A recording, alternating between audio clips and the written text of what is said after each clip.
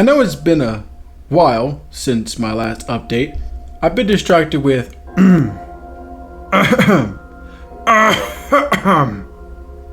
Anyways, the Fallout games are pretty well known for their role-playing potential. In this video, I installed a mod to bring role-playing in Fallout to the next level and find out, can you beat Fallout 4 as the Predator? I didn't do anything for my appearance because it's not like it's going to matter in the end. I named myself after my favorite Predator, or for all you nerds out there, favorite Yautja. Unfortunately, I'm not given enough special points to make a lore accurate build, but I did try my best. I put 7 to strength because 6 to endurance because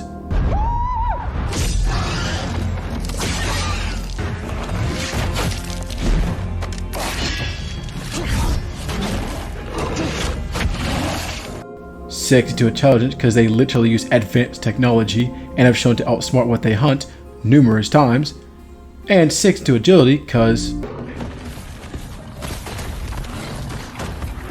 I find myself held captive by scientists, but eventually escaped my captivity. I use a door to separate myself from the roaches and finally embrace true freedom. I immediately gathered my weapons and armor, and now with armor and a gauntlet ready to go, I can finally get this challenge started. I went to Concord, dealing with the raiders effortlessly because I'm basically far too OP with my current armor and weapons. Inside the museum, I learned that standing still while crouching activates my invisibility cloak, but don't give your hopes up because it was still absolutely terrible. It did, however, give me an awesome slow-mo shot of me absolutely destroying a raider from behind. I finally met up with Preston after dealing with the raiders, and once outside, I aggroed the Deathclaw and for some reason thought I could just throw hands with him. Long story short, I could not. Next attempt, I used my visibility cloak to sneak up on a Deathclaw and take him out. After meeting Preston at a sanctuary, he thought it was a good idea to send an unknown life form to a settlement needing help. On my way to the settlement, I took out a random raider, then challenged a Yogwai and lost violently. After finally arriving at the settlement, that surprisingly wasn't Pine Bluff. Being the powerhouse that I am, taking care of the raiders was no problem, because who would expect an advanced life form with invisibility to show up and stab a hole in your torso? Actually, they probably should have. After taking out the raider leader, I reported back to the settlers. On my way to Preston, I saw some raiders playing with fireworks. For some unknown reason, Preston also decided to make an unknown life form the General of the Minutemen.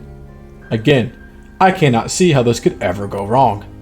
Taking out even more raiders and eventually some Mirelurks, I took enough damage to learn that if my health is low enough, my movement speed is significantly increased, allowing me to realize just how strong my survivability is. And I of course take advantage of this speed many times during the run. Arriving at the settlement, I was told to clear the raiders in Dunwich. For those of you that don't know, that's a very high level raider camp that I should have no business being in with my level. Even with the armor and weapons I had, I could already tell by my first raider I wasn't anywhere near ready. So, making my way to Diamond City to level up in the meantime, I spoke with Ellie to find out the whereabouts of a detective. I took the time to ambush a couple of raiders, having a lovely conversation. Unfortunately, it was interrupted with a giant hole into their torso. Sneaking through the back of the hardware store, I made some green paint to help paint the walls of Diamond City. With that taken care of, I made my way into the subway tunnels, canceling the Triggerman subscription to life, and after fighting deep enough inside, I made sure to take care of Dino efficiently and meet up with Nick, saving him. Me and Nick take out a couple more Triggermen before running into Skinny and his crew. I'll just say it now, they didn't even remotely stand a chance against the Predator. After taking down Skinny, I met with Nick at Diamond City, telling him my terrible experience being held captive underground. Though I'm an advanced life form, I still lack the skill to break into a building made of scrap. First attempt trying to borrow a key, I was told no and gunned down on sight.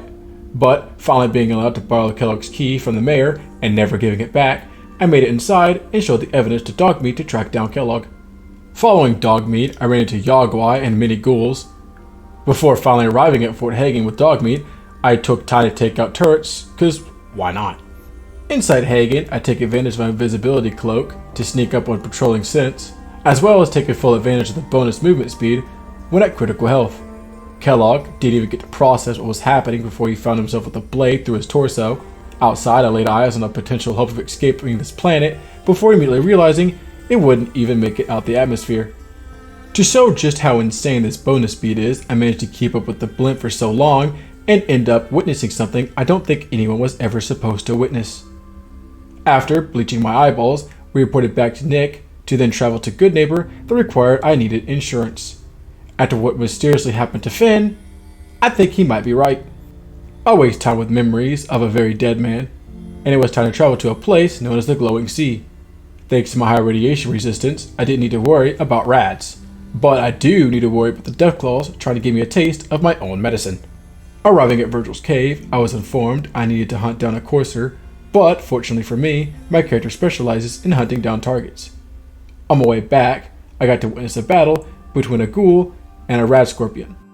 At Green Tech, I of course used the invisibility cloak to close distance and ambush the gunners inside.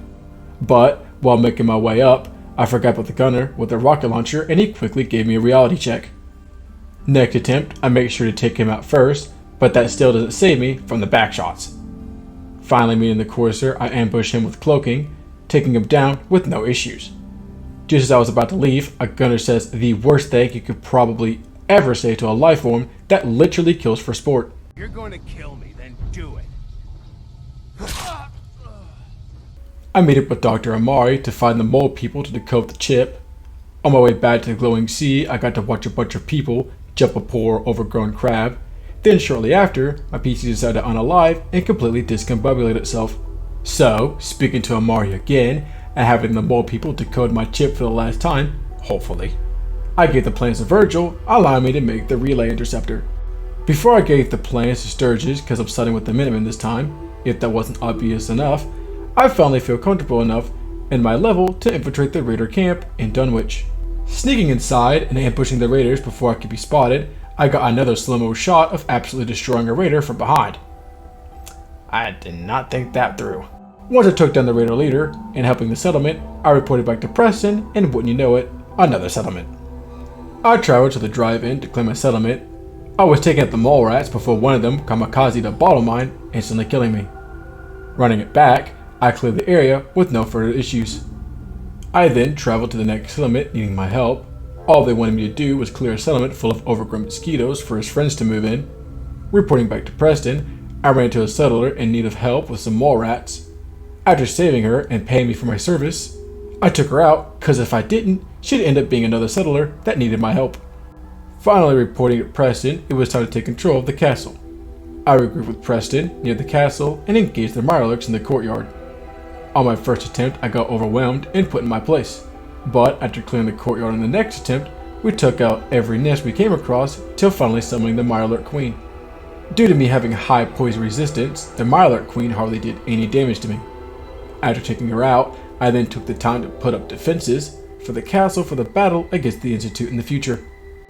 I could technically argue that this is valid for the run because the Predator is very well known for setting up traps and ambushes. Finally meeting up with Sturgis and getting the relay up and running without atomizing me out of existence, I finally infiltrated the Institute. I was going to immediately kill Father and then fight my way out of the Institute, but I needed to level up a bit more before doing something as crazy as that. I turned in the network scanner to Sturgis and it was back to helping settlements that needed my help. Using my invisibility cloak to take out a couple of raiders, I grabbed the silver locket to give to the settlers in Abraham Farm, and then it was off to help Pine Bluff. Apparently, they were having problems with Triggermen and raiders running a racing event. Taking out the raiders inside wasn't anything hard, but that quickly changed once I entered the track, getting riddled by turrets and robots. Next attempt, I forced the ones outside to push me inside, and after taking out the leader Triggerman, I reported back to Preston to help a couple more settlements before bringing the fight to the Institute. On my way to the settlement, I ran into a lone Deathclaw. After trading blows with his taking my arm and mine taking his life, I finally ran at Slog and they had problems with the super mutants. Ambushing a couple super mutants and taking down the super mutant butcher, we cleared the place, allowing a trading route for the Slog. On my way to Preston, I can only assume the sky was falling and it hurt like hell. Getting distracted like always, I found a submarine, and believe it or not, even with the amount of hours I have in this game, I never knew this submarine ever existed. Inside, I spoke with the communist ghoul, cleared out the submarine of aggressive crewmen, and then met the captain's first mate. Me personally, I'd never mate that. Speaking with Preston, the Finch farm needed aid. Then speak with the Finch family, they needed me to retrieve a family heirloom. If I wasn't careful, I would have definitely been cooked well done, but taking them out one by one and conveniently taking out the Forge Keeper to continue the submarine quest. I took out all the forgers to lure out Slag to allow me to sneak attack him and take him out in 2 swift strikes. Once I reported back to the Finches, I watched the bridge become covered in explosions. Now at higher level, I finally felt ready to travel to the Institute and have a pleasant conversation with them. Since they use energy weapons and I have a high resistance to energy, they can only dish out a lot of damage on me in numbers. Sitting back and having them come to me one by one, I cleared out the main area of the Institute, becoming an enemy of them. Finally escaping the Institute, I met up with my communist friend once more to help get his nuclear warhead ready. I was sad to unlock this for the first time and not be able to use it, but maybe another time I suppose. Returning to the castle, I spoke with Ronnie about giving the castle artillery. Clearing the rubble to enter the sub-basement, Ronnie must have stepped on a mine and set it off, killing me. Making sure that didn't happen again, I took out Sarge, and the explosion surprisingly didn't hurt me. I gathered the parts for artillery, built the artillery, and tested it on nearby vehicles. Preston warned me of an Institute attack heading our way. For a while, I thought it was going pretty smoothly, till of course it wasn't, and I was overwhelmed by the sheer numbers. Next attempt, I kept indoors to avoid getting shot from too many angles and having to deal with closing long distances. After taking down enough synths, we held off the Institute attack. Getting distracted once more, I entered a medical station to backstab a raider bullying a safe and aggressively slapped the raider's bear mascot. I met up with Sturgis to tell a way into the Institute, and on my way there, I found myself getting distracted a handful of times. Once to deal with Wolfgang and Simon, and then take out Trudy and her son once they felt safe. I then arrived at Diamond City and found my boy Danny bleeding out, claiming that the mayor shot him. So, I had to make sure to slap some sense into him for hurting my boy Dan. I finally entered the sewer tunnels to enter the Institute, but I had to deal with hordes of ghouls and turrets on the way through the tunnels, which was easier said than done. Eventually, stealthing my way through the tunnels, I infiltrated the Institute with the Minutemen.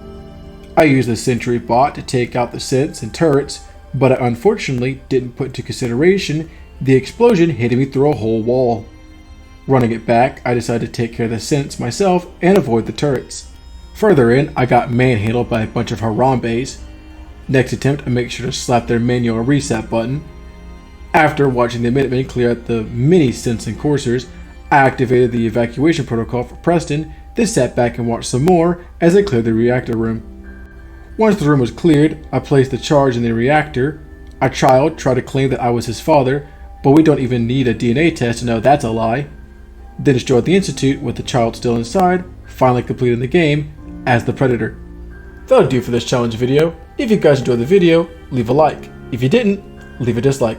If you guys have any ideas for a challenge in the future, leave them in the comments. Now that I'm finally back, I plan to upload every week, or every other week, or at least until I get distracted once more. But until then, I hope to see you all in the next video.